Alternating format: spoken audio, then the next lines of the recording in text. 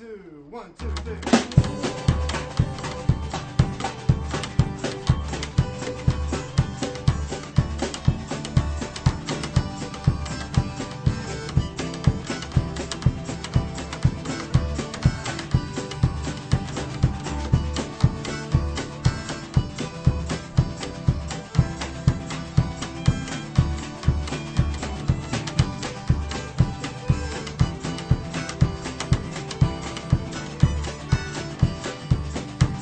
Hello and welcome to Ithaca DSA Presents.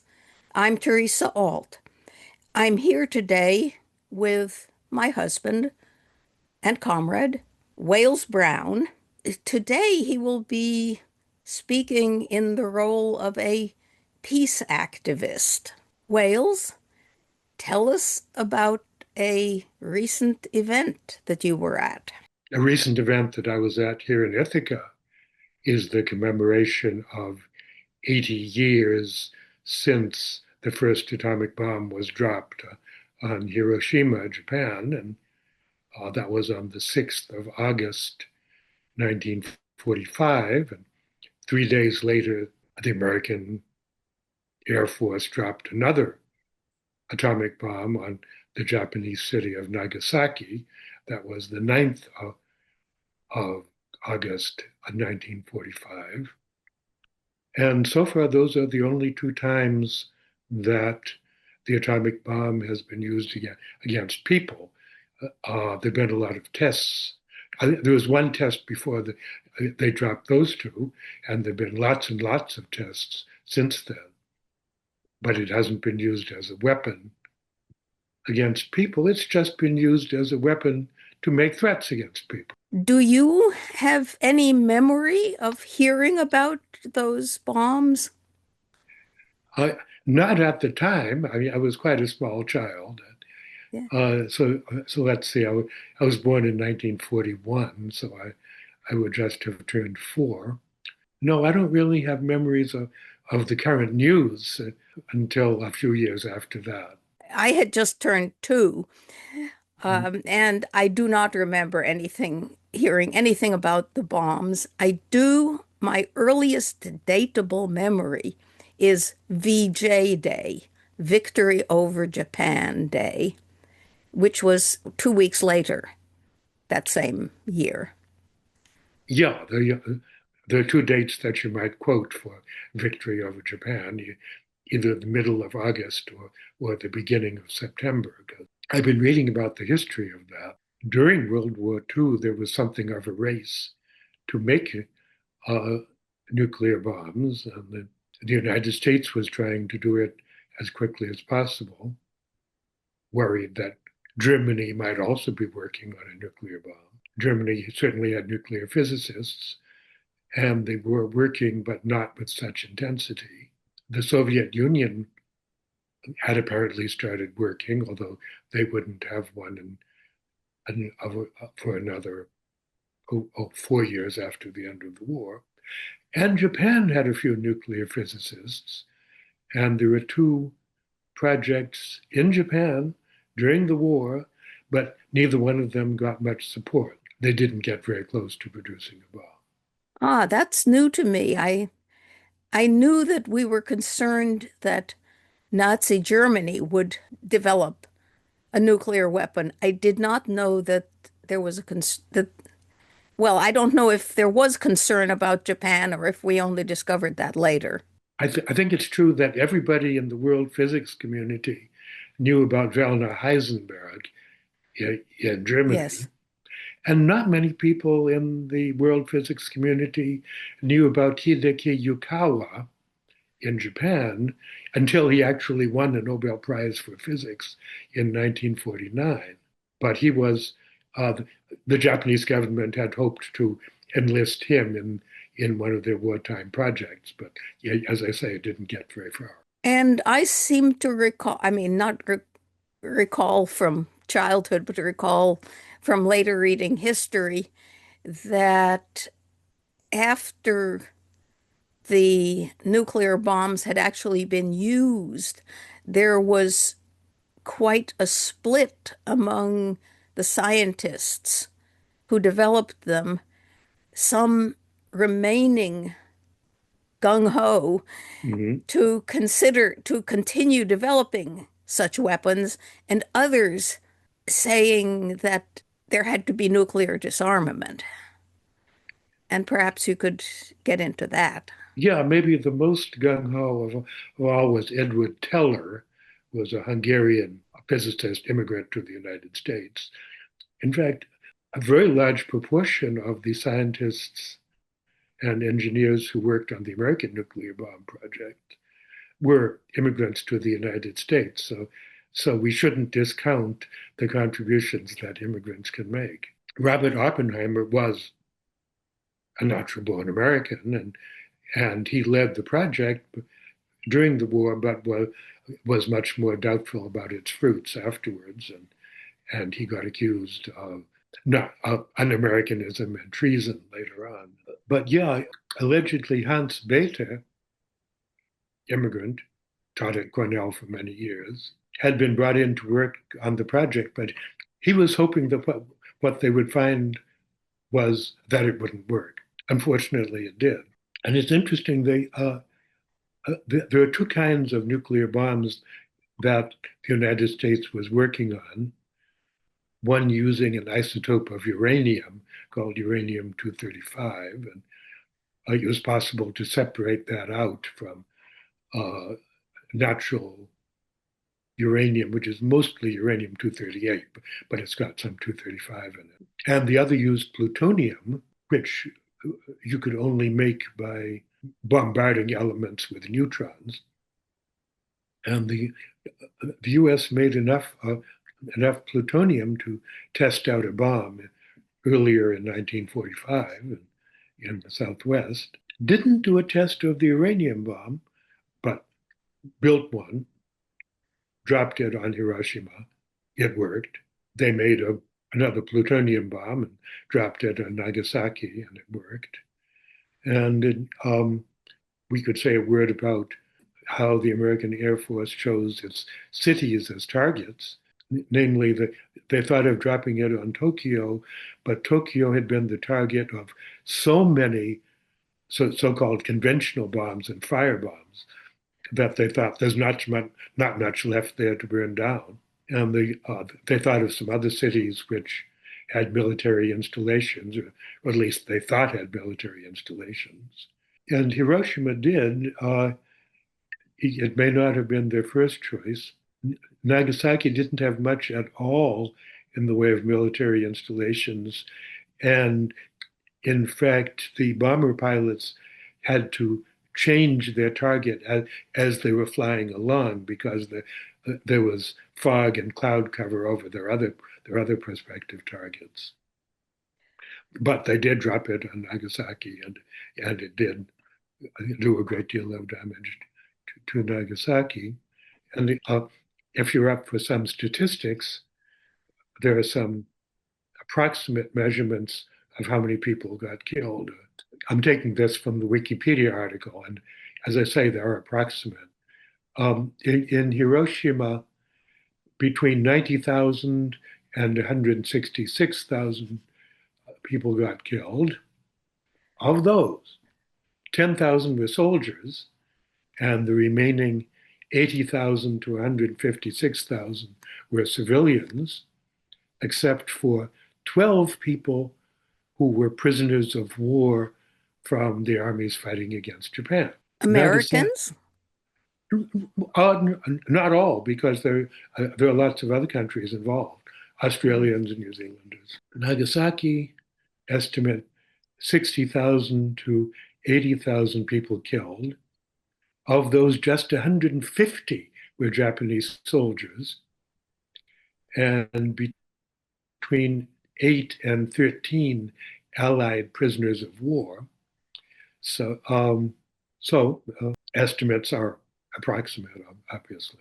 Did the first atomic bomb make the Japanese government decide to give up the war? Apparently not, although it was certainly worried. Did the second atomic bomb cause the Japanese government to give up fighting the war? Quite possibly, but something else happened in the meantime.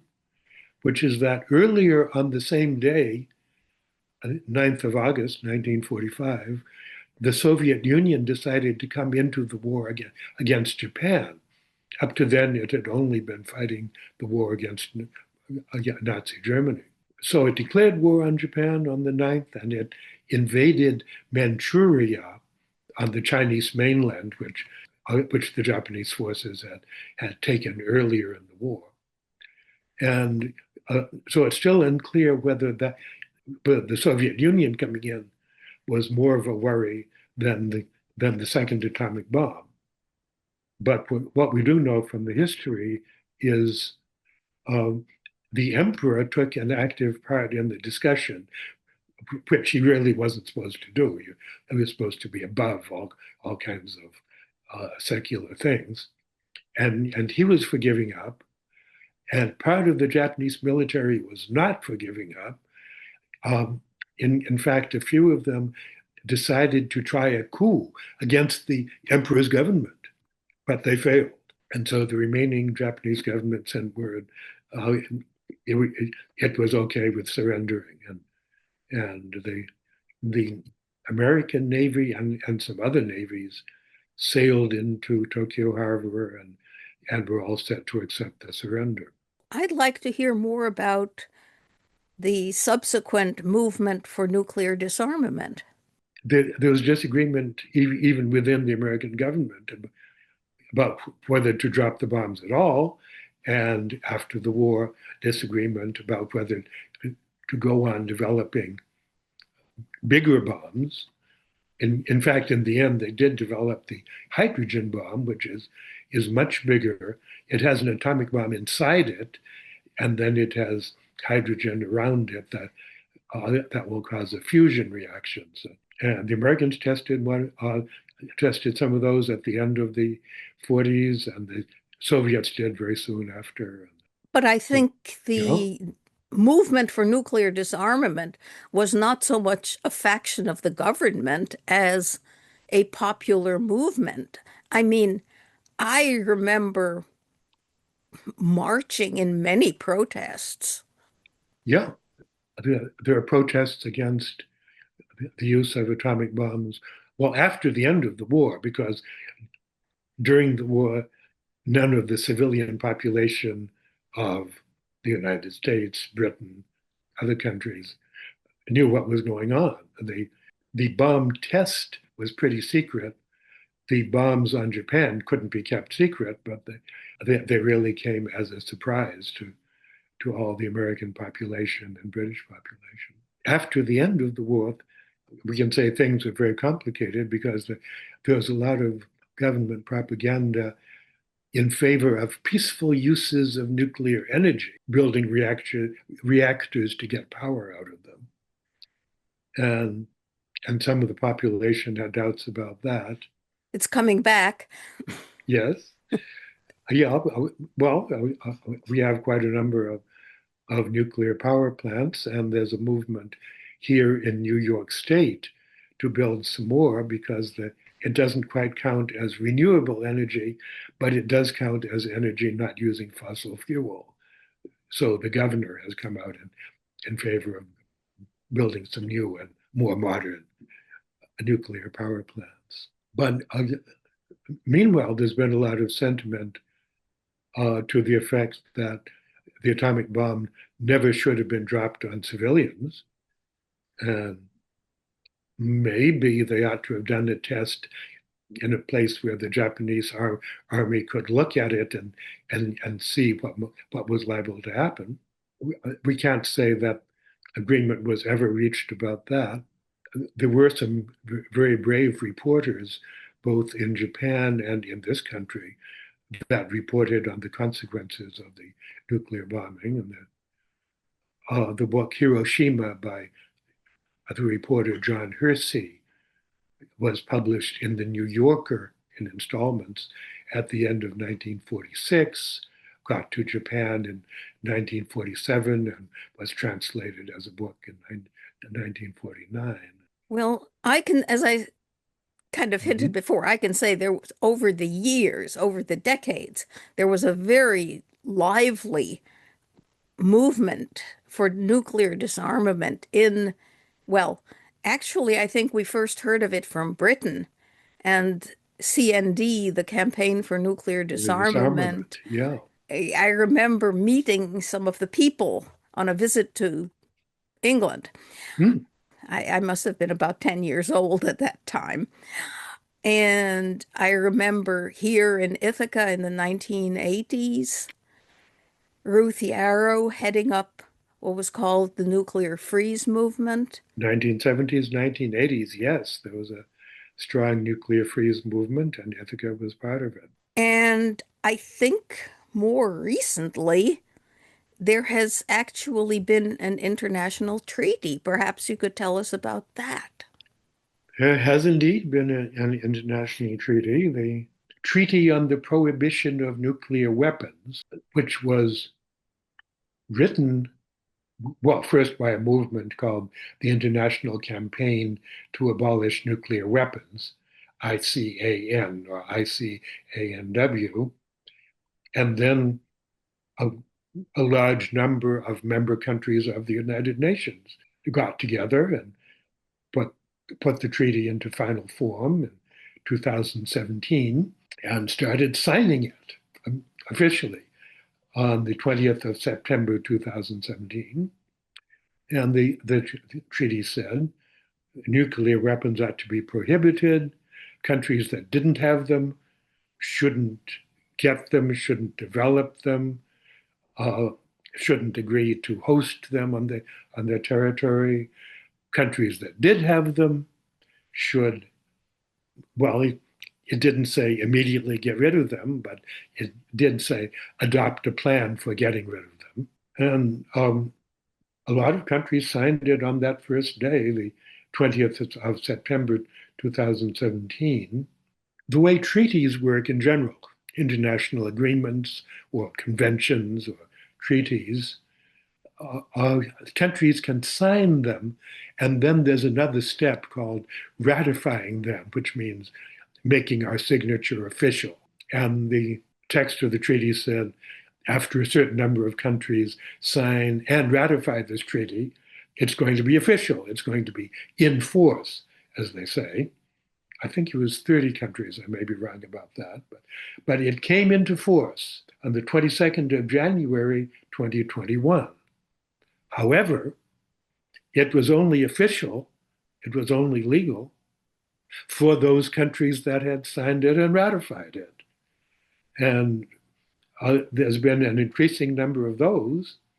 At present, there are 94 signatory countries that have put their signature on it, and 73 of those have adopted it, ratified it, made it official. However, those countries don't include the countries that actually have nuclear bombs. And what They're, are those countries? okay, the United States and Britain, France, that's three, China, that's four, India and Pakistan, that's six, North Korea, that's seven. What am I missing? The big boogie. Well, Israel has a policy of not saying whether it developed a bomb or not, but just about everyone realizes that it has. That's eight. And did I say North Korea? That Yes, you said that. okay. I'm Uh, waiting for the big one that we were scared of all those years. uh, well, first the Soviet Union and now Russia, Yes, okay, that does make nine. and part of the treaties that was signed at the time of the breakup of the Soviet Union into separate countries said uh, the separate countries that had nuclear weapons on their territory would either dismantle them or send them back to Russia. And Ukraine did that about 5 years after the breakup of the Soviet Union. So Ukraine didn't have any more nuclear bombs. It actually could not have used the ones that it had on its territory because Russia kept the codes to set them up. But In the end, it didn't have any left. Well, I think one other commentator of note is a person who died very recently, Tom Lehrer. Tom Lehrer, the songwriter, the mathematics teacher and songwriter. And I remember uh, his song that we'll all go together when we go, all suffused in an incandescent glow. What was it? And then there's two lines, and one of them says, "When the earth becomes our rotisserie, we'll all we'll all burn together when we burn." And then, and just a note for the radio and TV station, I'm not violating any copyright by citing the words of that song, because before he died, Tom Lehrer placed all his songs in the public domain and said explicitly, "Don't send me any money for using them." So yeah, we will certainly miss him. But he gave up writing satirical songs quite a few years before he died. He got back into math teaching and teaching about the musical theater, which was more than a hobby for him. And he's alleged to have said, "There's no more satire we can do after Henry Kissinger won the Nobel Peace Prize." Well, you were telling me about a recent addition, you might say, to the anti-nuclear movement, a new Amnesty International campaign. Yes, in fact, I can speak as a member of the local group here in Ithaca of Amnesty International. Now, Amnesty International has a hierarchical structure. It has an international secretariat in London, and then countrywide groups in something like 63 different countries. It's varied up and down a bit. And then in each of those countries, there can be local groups, like the local group here in Ithaca. And we as a local group are somewhat bound by the policies that the international movement sets. So we had always had the impression that Amnesty International was a movement working in favor of human rights of all sorts, but was not an anti-war movement as such. It certainly worked for the observance of international treaties that had something to say about human rights.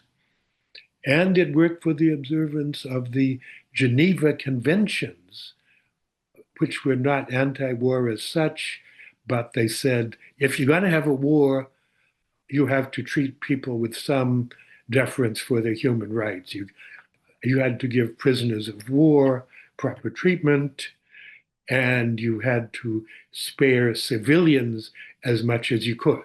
But one of the other local groups in this country, in the Pacific Northwest in Washington State, wrote to the policy expert in Amnesty International USA and said, "We've been approached by the Back from the Brink movement that wants to get further away from using nuclear weapons, but get away from the so-called hair trigger idea that would say the president could shoot off nuclear weapons whenever he wanted to without getting approval from anybody." And so Colleen Curtis from Washington State said, "Can we join the Back from the Brink movement?" And our policy experts said, "Yes, you can. Your group can support this. Amnesty International has a very straightforward position on nuclear weapons. We oppose the manufacture, possession, use, and transfer of nuclear weapons because they are inherently indiscriminate, and thus any use violates international law." Okay, great rejoicing, and we hadn't realized we could do that. But indiscriminate, talking about weapons, means they kill civilians just as much or more than they kill enemy soldiers. And that was certainly true in the Hiroshima and Nagasaki bombings. They killed way more civilians than they killed soldiers. Uh, Definitely in Hiroshima and even much more in Nagasaki. They killed just 150 soldiers. Yes. Well, Um, you we know, are certainly glad to hear of this new organizational addition to the movement for nuclear disarmament. mhm. And thank you, Wayles Browne, for all that you have told us by way of background. This has been Ithaca DSA Presents. I'm Theresa Alt. 1, 2, 1, 2, 3.